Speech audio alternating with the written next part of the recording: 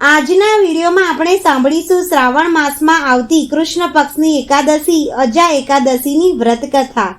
શ્રી કૃષ્ણ ગોવિંદ હરે મુરારી, હે નાથ નારાયણ વાસુદેવાય, શ્રી કૃષ્ણમ વંદે જગતગુરુ।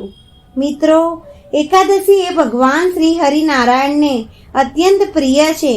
એમાં પણ ખાસ કરીને આ શ્રાવણ માસની એકાદશી સર્વ પાપોને નષ્ટ કરનારી છે। માટે આ દિવસે નારાયણનું ધૂપ દીપ નૈવેદ્ય તુલસી પત્રથી પૂજન કરીને ભક્તો વ્રત કથા અવશ્ય સાંભળે છે। આ વ્રત કથા સાંભળવા માત્રથી અશ્વમેઘ યજ્ઞનું પુણ્યફળ પ્રાપ્ત થાય છે। રાજા હરિશ્ચંદ્રએ પણ આ વ્રત કરીને સમસ્ત પાપમાંથી મુક્તિ મેળવી હતી। રાજાની એવી સુંદર કથા છે। ભગવાન શ્રી કૃષ્ણએ ધર્મરાજ યુધિષ્ઠિરને આ અજા નામની એકાદશીની કથા સંભળાવેલી છે। જે ભક્તો એકાદશીનું વ્રત કરે છે તે સવારે સ્નાન આદિથી પરવારીને નિવૃત્ત થઈને આપણા ઘરના મંદિરમાં જે ઠાકોરજી લાલજી ભગવાનનું કોઈ પણ સ્વરૂપ હોય તેની પૂજા કરવી જોઈએ। જેમાં ભગવાન શ્રી કૃષ્ણનો પંચામૃતથી સ્નાન કરાવાય છે અને પ્રભુને ગંગાજળ અથવા યમુના જળથી અભિષેક થાય છે અને સુંદર શૃંગાર કરવામાં આવે છે। ભગવાનને પુષ્પ ધૂપ અગરબત્તી ફળ ફૂલ અર્પિત કરીને પૂજા કરાય છે। આપણી ક્ષમતા અનુસાર આપણે વ્રતનો સંકલ્પ કરવો જોઈએ। શરીર સાથ આપતું હોય તે ક્ષમતા અનુસાર ઉપવાસ રહેવો। ઉપવાસ એટલે પ્રભુની નજીક રહેવું, નહીં કે ખાલી ભૂખ્યા રહેવું। વ્રત હંમેશા ભાવથી પ્રેમથી કરવું જોઈએ। આ એકાદશીનું એટલું મહાત્મય છે કે ઘરમાં કોઈ મરી ગયું હોય, ઘરમાં સૂતક હોય તો પણ આ એકાદશીનું વ્રત કરવું જ જોઈએ। એકાદશીનું વ્રત આપણને પવિત્ર કરનારું છે। આ એકાદશીનું વ્રત મનમાં સંકલ્પ કર્યો હોય એ રીતે અવશ્ય કરવું જોઈએ। પ્રભુ શક્તિ આપે એ રીતે વ્રત રાખવું જોઈએ। પુણ્યફળ પ્રાપ્ત કરાવનાર તથા આ લોકને પરલોકને સાર્થક કરનાર આ એક શુભ શ્રેષ્ઠ વ્રત છે। સવાર સાંજ માતા તુલસીજીની પૂજા કરવી જોઈએ। પીપળે પાણી ચડાવવું જોઈએ। ગાય માતાની સેવા અવશ્ય કરવી જોઈએ। આખો દિવસ બની શકે તેટલી વાર પ્રભુ ભજન કરવું જોઈએ। હરે કૃષ્ણ કૃષ્ણ કૃષ્ણ હરે હરે, હરે રામ રામ રામ હરે હરે।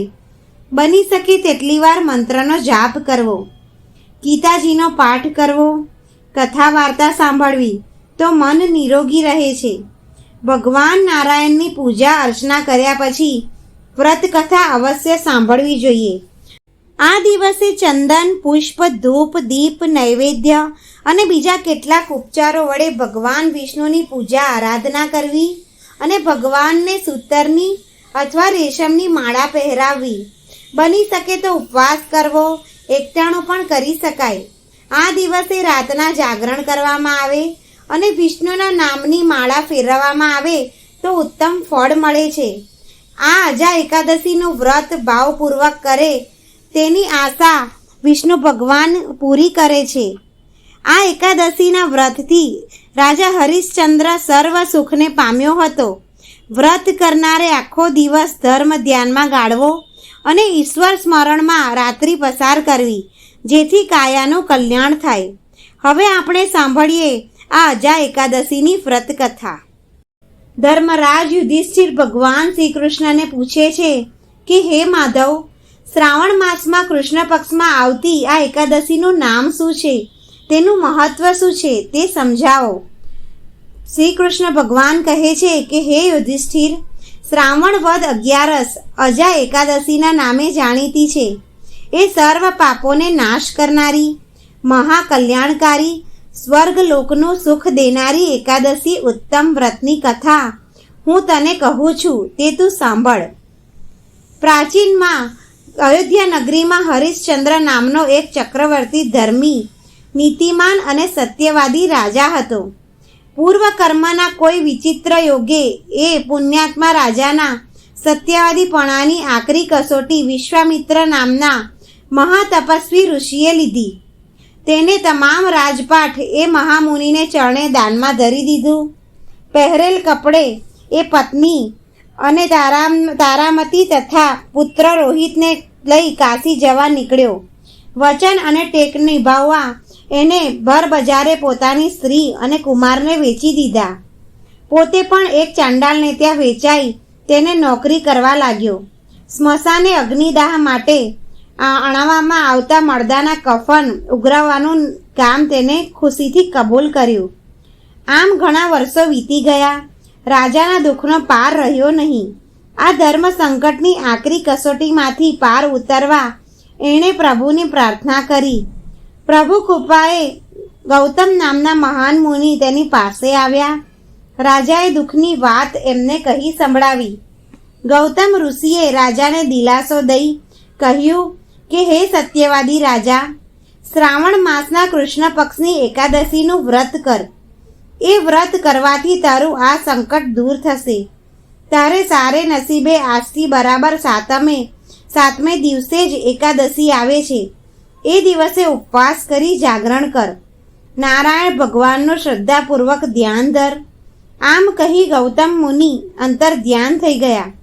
મુનિના કહેવા મુજબ હરિશ્ચંદ્ર રાજાએ એ ઉત્તમ વ્રત કર્યું. એના પ્રતાપે એને રાજપાઠ, સુખ સંપત્તિ, સ્ત્રી, પુત્ર સગડું પાછું મળ્યું. તેને બધું પાછું મળી ગયું. આ વ્રતથી એનું સદાનું દુઃખ દૂર થયું. સર્પદંશથી એનો મૃત્યુ પામેલ પુત્ર પાછો સજીવન થયો. સ્વર્ગમાંથી પુષ્પોની વૃષ્ટિ થઈ. આ લોકમાં સર્વ પ્રકારનું સુખ ભોગવી એ સ્વર્ગ લોકમાં ગયો. ભગવાન શ્રી કૃષ્ણ યુધિષ્ઠિરને કહે છે કે હે યુધિષ્ઠિર, આ વ્રતનો પ્રભાવ સાંભળો. આ વ્રતના પ્રભાવથી ઘણા વર્ષો ભોગવવાના દુઃખ નષ્ટ થાય છે. તેથી જ રાજા હરિશ્ચંદ્ર દુઃખ રહિત થયા. પોતાની સ્ત્રીને પાછા મળ્યા અને તેમનો મૃત્યુ પામેલો દીકરો પણ તેમને જીવિત પાછો મળ્યો. તે વખતે સ્વર્ગમાં નગારા વાગ્યા, પુષ્પોની વૃષ્ટિ થઈ અને એકાદશીના પ્રભાવથી દુશ્મન રહિત રાજ્ય પાછું મળ્યું અને અંતે રાજા પોતાના પરિવારની સાથે સ્વર્ગમાં ગયા. ભગવાન શ્રી કૃષ્ણ યુધિષ્ઠિરને કહે છે કે હે રાજા, જે મનુષ્ય આ એકાદશીનું વ્રત કરે છે તે સર્વ પાપોથી મુક્ત થઈને સ્વર્ગલોકમાં જાય છે. આ કથાના શ્રવણથી અશ્વમેઘ યજ્ઞનું પુણ્યફળ પ્રાપ્ત થાય છે.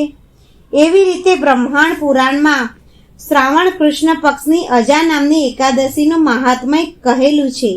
બોલો ભગવાન શ્રી લક્ષ્મીપતિની જય. મને આશા છે કે તમને આ વિડીયો જરૂર પસંદ આવ્યો હશે. આ સમસ્ત પાપોને નષ્ટ કરનારી આ સર્વશ્રેષ્ઠ એકાદશી છે. જો મિત્રો તમને આ વ્રતકથા પસંદ આવી હોય તો આ વિડીયોને લાઈક કરો અને શેર કરો અને ચેનલને તમે પહેલી વાર જોઈ રહ્યા હોય તો સબસ્ક્રાઈબ જરૂર કરો. જય શ્રી કૃષ્ણ.